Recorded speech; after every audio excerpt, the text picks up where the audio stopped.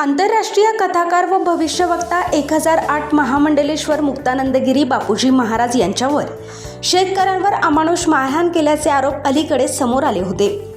मात्र या सर्व आरोपांना महाराजांनी ठामपणे फेटाळून लावत ही माहिती पूर्णपणे चुकीची व दिशाभूल करणारी असल्याचे स्पष्ट केले आहे। महाराजांनी सांगितले की कोणतीही शहानिशा न करता काही माध्यमांद्वारे व सोशल मीडियावर चुकीचा प्रचार करण्यात आला असून त्यामुळे त्यांच्या प्रतिमेला धक्का पोहोचवण्याचा प्रयत्न झाला आहे। एका छोट्याशा घटनेला अनावश्यकपणे मोठे व व्यापक स्वरूप देण्यात आले आहे। प्रत्यक्षात या प्रकरणात कोणतेही तथ्य नाही असे त्यांनी यावेळी स्पष्ट केले। आम्ही नेहमीच सामाजिक आणि जनकल्याणासाठी कार्यरत आहोत। शेतकरी वर्गाबद्दल आमच्या मनात सदैव आदर आहे।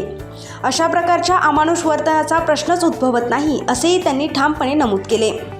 या प्रकरणात एकतर्फी माहिती प्रसारित करून जनतेची दिशाभूल करण्यात आल्याचे सांगत कोणत्याही घटनेबाबत निष्कर्ष काढण्यापूर्वी दोन्ही बाजूंची वस्तुस्थिती समजून घेणे गरजेचे असल्याचे त्यांनी अधोरेखित केले। महाराजांनी पुढे सांगितले की आमच्या विरोधात करण्यात आलेले सर्व आरोप निराधार असून हा केवळ चुकीचा प्रचार आहे। बापूजी, आपण जर आता सध्या बघितलं तर काही समाजकंटकांकडून किंवा काही आपल्यावरती आरोप करणाऱ्या व्यक्तींकडून या ठिकाणी काही चुकीची भूमिका घेण्यात येत आहे, त्याबद्दल काय सांगणार आपण? एकतर्फी तो निर्णय त्यांनी घेऊन आणि सगळी ती चुकीची बदनामी करणारी माहिती त्या ठिकाणी दिल्यामुळे तो प्रॉब्लेम निर्माण झाला। आमचं हे म्हणणं आहे की संविधानमध्ये ज्याप्रमाणे म्हटलेलं आहे की कुठल्याही गोष्टीची शहानिशा करावी, दोन्ही बाजू विचारात घ्याव्या आणि मग आपण समाजामध्ये त्या गोष्टीचा प्रचार करावा। पण दुर्दैवाने आमच्यापर्यंत आधी कोणी आलं नाही आणि ते चुकीचं त्यांनी मग प्रचार करून टाकला की महाराजांनी खूप महान मार केली, लाकडांचा वापर केला, खडवांचा वापर केला।